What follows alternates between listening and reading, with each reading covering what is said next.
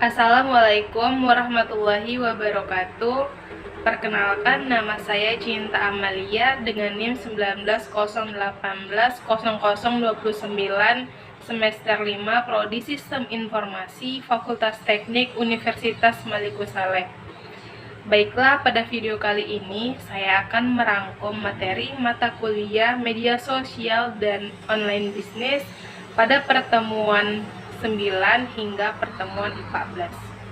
Adapun judul pada materi pertemuan ke-9 yaitu e-procurement. E-procurement adalah proses pengadaan barang atau jasa pemerintah yang pelaksanaannya dilakukan secara elektronik yang berbasis web atau internet dengan memanfaatkan fasilitas teknologi, komunikasi, dan informasi yang meliputi pelelangan umum secara elektronik yang diselenggarakan oleh layanan pengadaan secara elektronik atau LPSA. Adapun tujuan dari e-procurement adalah antara lain yang pertama, meningkatkan transparansi dan akuntabilitas. Yang kedua, memenuhi kebutuhan akses informasi yang real time. Yang ketiga, meningkatkan akses pasar dan persaingan usaha yang sehat. Yang keempat, mendukung proses monitoring dan audit. Dan yang terakhir, memperbaiki tingkat efisiensi proses pengadaan. Adapun manfaat dari e-procurement sendiri, yang pertama yaitu mendapatkan penawaran yang lebih baik. Yang kedua, mempermudah proses administrasi. Yang ketiga, mempermudah pertanggungjawaban proses pengadaan penyediaan. Dampak positif e-procurement sendiri, yang pertama, berkurangnya kebutuhan personil yang terlibat dalam penerimaan, pencatatan, maupun pendistribusian persyaratan administrasi lelang. Yang kedua, terciptanya rantai audit dalam rangka transparansi dan menilai integritas pihak-pihak yang terkait proses lelang atau akuntabilitas terjaga.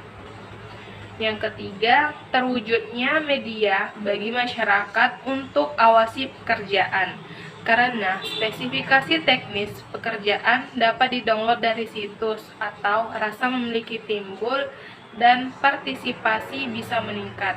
Yang keempat, tidak ada temuan BPK yang berasal dari proses pengadaan barang atau jasa. Adapun arah pengembangan e-procurement daerah, yang pertama, e-sourcing adalah sebagai katalog elektronik atau rujukan standar teknik barang atau jasa publik bagi para user. Salah satu sort harga pasar untuk OE dikembangkan dengan prinsip supply chain management. Yang kedua, m-procurement sebagai pemenuhan lifestyle para user yang mempunyai mobilitas tinggi. Yang ketiga, help desk application dan standar implementasi e-procurement sebagai panduan bagi instansi pemerintah atau BUMN. Yang keempat, software IKP atau infrastruktur kunci publik dan pembentukan lembaga CA sejalan implementasi UU ITE, informasi dan transaksi elektronik yang mewadahi penggunaan tanda tangan elektronik. Layanan pengadaan secara elektronik atau LPSE adalah suatu unit layanan yang sekaligus sebagai penyelenggara sistem elektronik dengan fungsi utama menyediakan layanan pengadaan secara elektronik.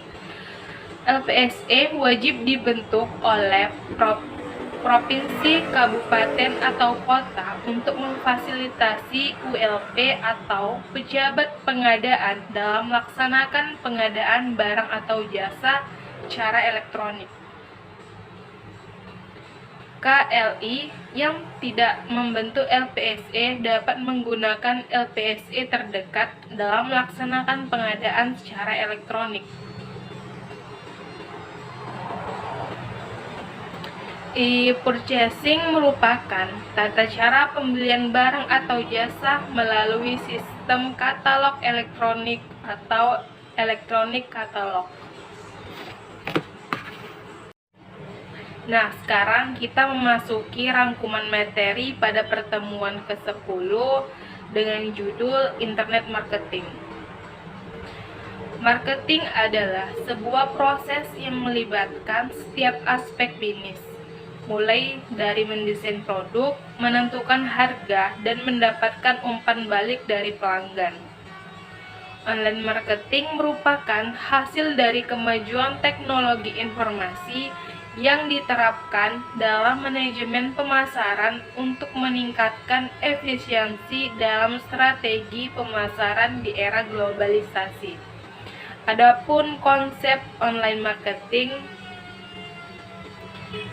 informasi tambah interaktivitas sama dengan rasa tertarik atau keterlibatan konsumen. Tingkat pertumbuhan perdagangan via internet dari tahun 2016 hingga 2020 mencapai 68% di Amerika Serikat, Eropa 91%, dan Asia 109%. Menariknya, 85% dari perusahaan yang melibatkan perdagangan online adalah usaha berskala kecil dan menengah. Offline marketing merupakan sebuah manajemen pemasaran yang dilakukan oleh penjual dan pembeli secara langsung. Pemasaran barang dilakukan secara langsung tanpa ada perantara apapun, serta media yang digunakan hanya barang yang dijual saja. Perbandingan keuntungan online marketing dengan offline marketing yaitu keuntungan yang didapat lebih besar adalah dengan online marketing. Salah satu strategi dari online marketing sendiri adalah promosi yang bisa dilakukan di mana saja, sehingga daya tarik dari pembeli sendiri sangat banyak. Internet marketing adalah menerapkan internet dan teknologi digital lainnya atau web, email, nirkabel, e-TV, database untuk mendapatkan dan mempertahankan pelanggan melalui proses pembelian multi-channel dan siklus hidup pelanggan dengan meningkatkan pengetahuan pelanggan, penargetan, pelayanan, dan kepuasan. Adapun cost untuk efisiensi, yang pertama, meningkatkan kecepatan pengiriman, kedua, mengurangi biaya penjualan, yang ketiga, mengurangi biaya operasi, yang keempat, competitiveness deliver, yang kelima, permintaan pelanggan, keenam, jangkauan dan kualitas layanan yang ditawarkan, yang kedelapan, hindari kehilangan pangsa pasar, yang kesembilan, eksploit pasar baru. Nah, sekarang kita memasuki rangkuman materi pada pertemuan ke-11 dengan judul Membangun Web e-Business. Ada dua tantangan manajemen yang paling penting dalam membangun sebuah situs e-commerce yang sukses adalah yang pertama, mengembangkan pemahaman yang jelas tentang tujuan bisnis. Yang kedua, mengetahui bagaimana untuk memilih teknologi yang tepat untuk mencapai tujuan.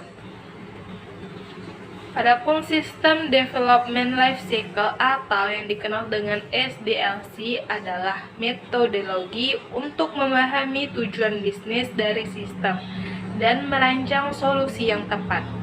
5 langkah utama dalam SDLC adalah yang pertama, sistem analisa atau perencanaan, yang kedua, desain sistem, yang ketiga, membangun sistem, keempat, pengujian, yang kelima, pelaksanaan. Adapun tujuan bisnis yaitu daftar kemampuan yang Anda inginkan dimiliki situs Anda. Fungsionalitas sistem adalah daftar jenis-jenis kemampuan sistem informasi yang akan Anda perlukan untuk mencapai tujuan bisnis. Adapun untuk kebutuhan informasi yaitu unsur-unsur informasi yang harus dihasilkan sistem dalam rangka mencapai tujuan bisnis.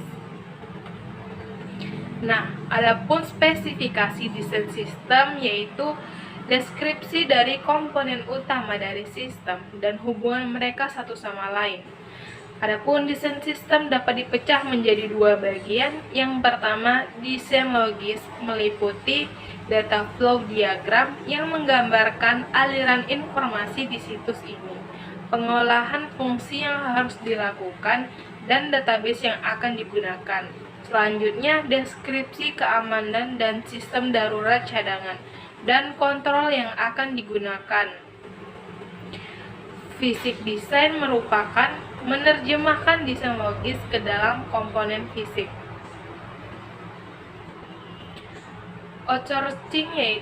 Outsourcing yaitu menyewa sebuah vendor luar untuk menyediakan layanan yang terlibat dalam membangun sistem. Keputusannya yaitu untuk pertama, membangun sendiri versus outsourcing. Membangun tim Anda sendiri dengan set memerlukan keterampilan beragam, pilihan perangkat lunak, baik resiko dan manfaat yang mungkin.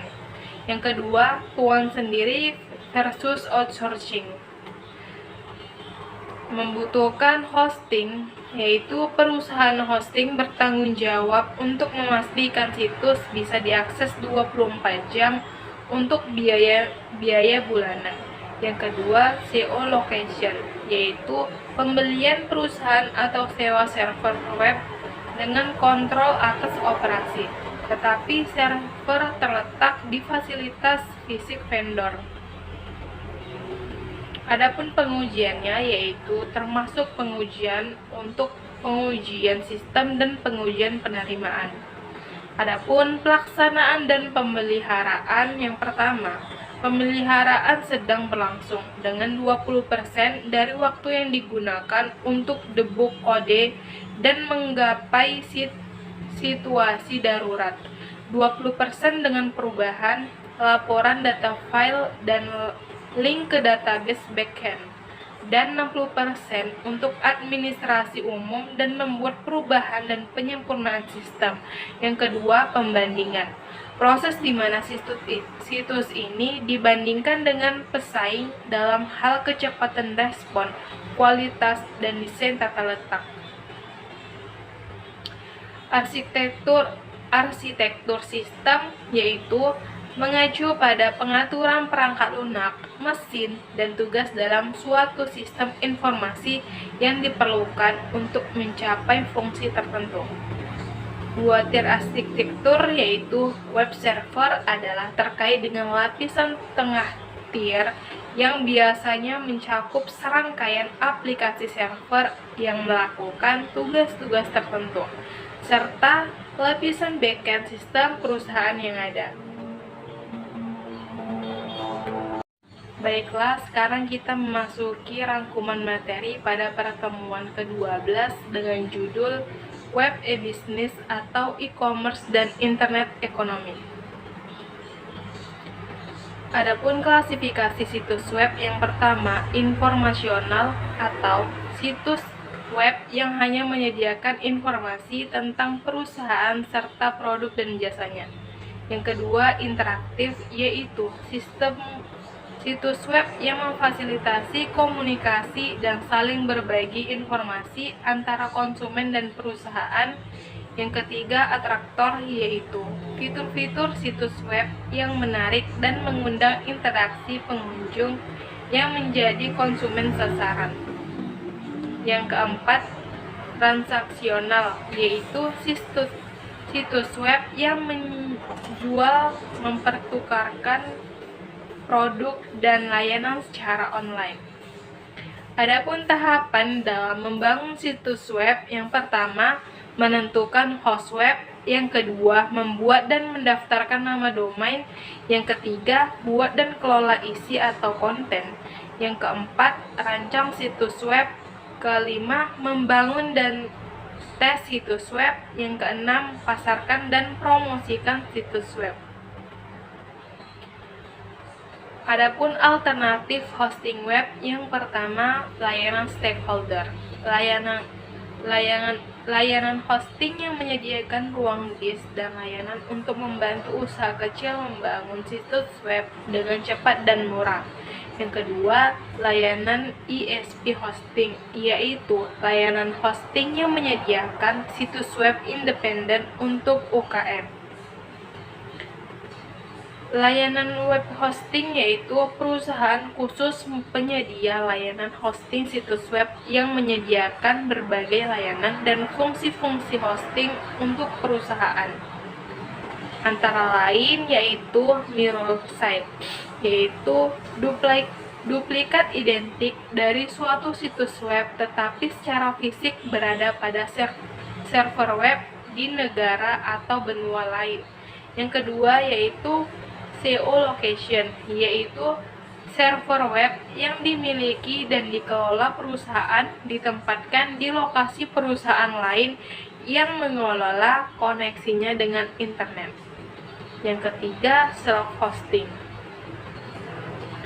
yaitu perusahaan memiliki sendiri perangkat keras, lunak, tenaga staf, dan layanan telekomunikasi yang diperlukan untuk mendirikan dan mengelola situs web sendiri. Untuk memilih layanan web hosting harus mempertimbangkan yang pertama, ukuran mutu layanan atau SLA, yang kedua, presentasi ketersediaan atau uptime, yang ketiga, jumlah klien saat ini, yang keempat, volume lalu lintas data saat ini, yang kelima, dukungan software atau tools, yang keenam, keamanan, ketujuh, fasilitas layanan analisa lalu lintas data, yang kedelapan, layanan dukungan teknis, dan yang terakhir yaitu biaya-biaya.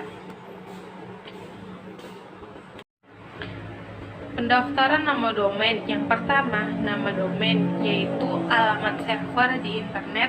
Yang kedua, domain nama register, yaitu perusahaan yang membantu para pemilik situs web dalam mencari dan mendaftarkan nama domain pilihan masing-masing. Untuk memilih nama domain yang baik diperlukan yaitu mudah diingat, kedua, mudah dieja, yang ketiga, hindari nomor dan karakter khusus, yang keempat, pendek tetapi sepantas mungkin, kelima, fleksibel, keenam, pertimbangkan kebutuhan masa depan, ketujuh, gunakan nama lain untuk produk-produk, 8, hindari merek dagang perusahaan lain, kesembilan, cek nama yang telah dipakai perusahaan-perusahaan pesaing. Adapun pengelolaan konten meliputi yang pertama, konten, yaitu teks, gambar, suara, dan video pada dokumen web atau FAQ. Yang kedua, komoditi konten, yaitu informasi yang sudah banyak tersedia dan umumnya dapat diakses secara gratis dari situs web.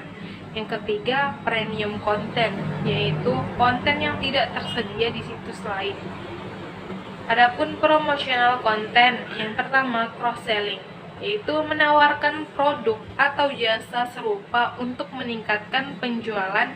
Yang kedua, upselling, yaitu menawarkan versi atau kelas yang lebih baik dari produk yang sedang dipesan untuk meningkatkan penjualan dan profit.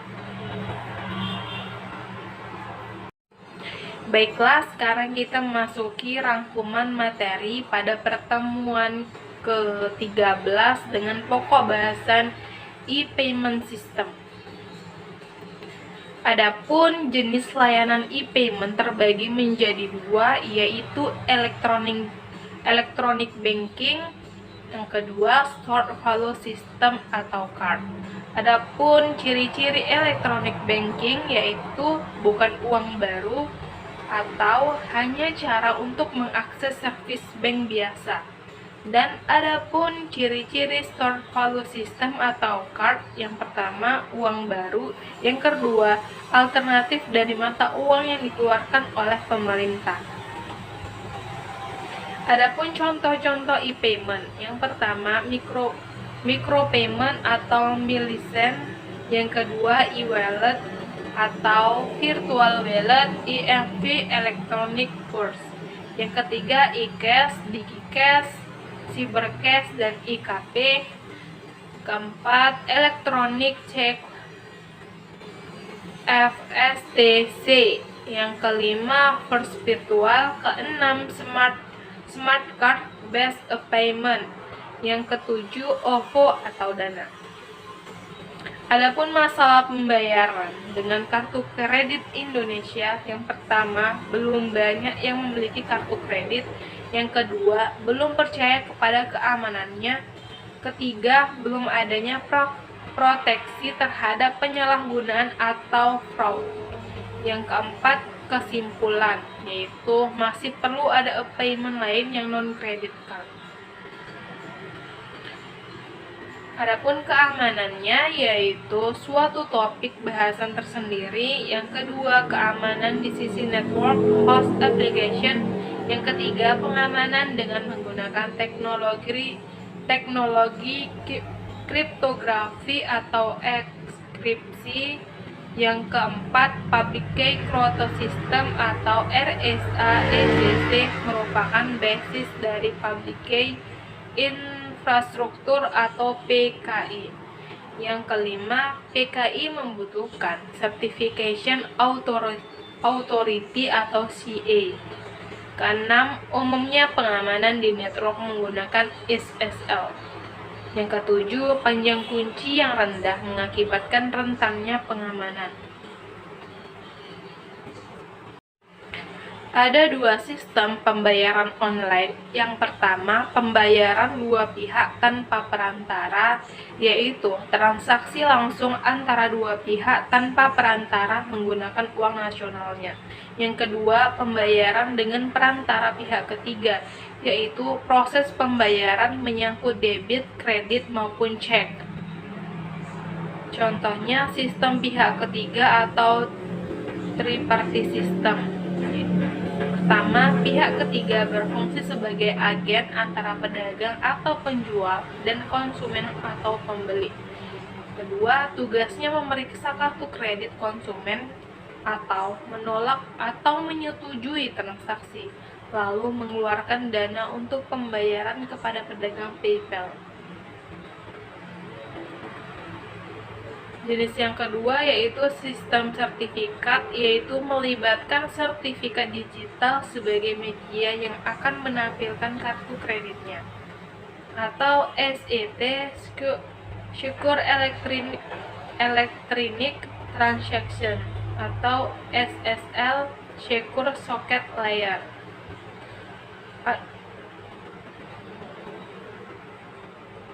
Menggolongkan berdasarkan cara pembayarannya. Yang pertama, dengan menggunakan sistem prepaid atau tunai. Yang kedua, bisa juga dengan postpaid atau kredit.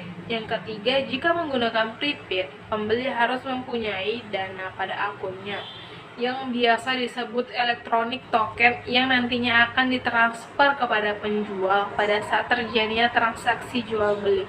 Yang ketiga, contoh dari prepaid seperti micropayment dan juga e-cash.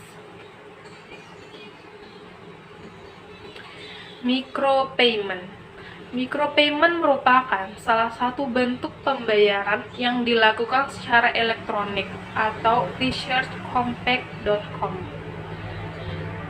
Penggunaan micropayment dikhususkan pada pembayaran dengan nominal relatif kecil dan frekuensi transaksi dengan intensitas yang tinggi. Salah satu contoh penggunaannya adalah pembayaran MP3 yang didownload dari MP3 server.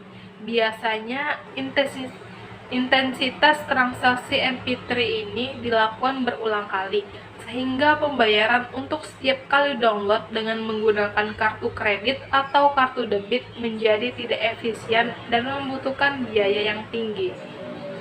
Oleh karena itu, pembayaran untuk transaksi sejenis memerlukan prosedur lain, diantaranya dengan menggunakan micropayment. PayPal mendefinisikan micropayment sebagai transaksi yang bernilai kurang dari 12 USD. Nah, sekarang kita memasuki rangkuman materi pada pertemuan terakhir dengan pokok bahasan keamanan sistem e-bisnis. Adapun pilar keamanan sistem e-commerce yang pertama, authentication atau keabsahan pengirim, yaitu identitas pengguna atau pengirim data teridentifikasi atau tidak ada kemungkinan penipuan.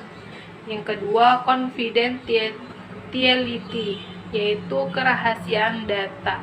Data tidak dapat dibaca oleh pihak yang tidak berhak. Yang ketiga, integrity atau keaslian data, yaitu data tidak dapat diubah secara tidak sah. Yang keempat, non-repudiation atau anti penyangkalan, yaitu tidak ada penyangkalan pengirim data atau dari pihak penerima terhadap pihak pengirim. Kriptografi adalah algoritma untuk proses keamanan komunikasi data dari penitipan atau pembajakan oleh orang-orang yang tidak berhak dengan cara menjadikan data serta informasi yang dikirimkan. Adapun 3 sistem algoritma atau kriptografi, yang pertama, data encryption standar atau DES, yang kedua Pretty Good Privacy atau PGP, yang ketiga sistem private Samir Agreement atau RSA. Virus definisi, yaitu suatu program komputer yang dapat menyebar pada komputer atau jaringan dengan cara membuat kopi dari dirinya sendiri tanpa sepengetahuan dari pengguna komputer tersebut. Virus dapat dikategorikan yang pertama, bot virus, yaitu jika komputer dinyalakan, sebuah inisial program itu di bot sektor akan dijalankan. Virus yang berada di bot sektor disebut bot virus. Yang kedua, file virus, yaitu file virus adalah virus yang menginfeksi executable program. Yang ketiga, multipartite virus, yaitu virus yang menginfeksi baik bot sektor dan file. Yang keempat, mikrovirus, yaitu targetnya bukan executable program, tapi file dokumen seperti Microsoft Excel dan Word. Ia akan memulai menginfeksi bila program aplikasi membaca dokumen yang berisi makro. Trojan horse adalah program yang kelihatan seperti program yang valid atau normal, tetapi sebenarnya program tersebut membawa suatu kode dengan fungsi-fungsi yang sangat berbahaya bagi komputer. Berbeda dengan virus, Trojan horse tidak dapat memproduksi dirinya sendiri. Worm bisa dikatakan mirip dengan virus, tetapi worm tidak memerlukan karir. Dalam hal ini, program atau suatu dokumen. Yang kedua, worm mampu membuat kopi dari dirinya sendiri dan menggunakan jaringan komunikasi antar komputer untuk menyebarkan dirinya, atau worm blaster. Banyak virus seperti MyDom atau Beagle bekerja sebagaimana layaknya worm dengan menggunakan email untuk memforward dirinya sendiri kepada pihak lain. Perbedaan worm dan virus adalah virus menginfeksi target code, tetapi worm tidak. Worm hanya menetap di memori. Nah, sekian yang dapat saya sampaikan. Semoga apa yang saya sampaikan dapat menambah ilmu dan wawasan bagi para penonton.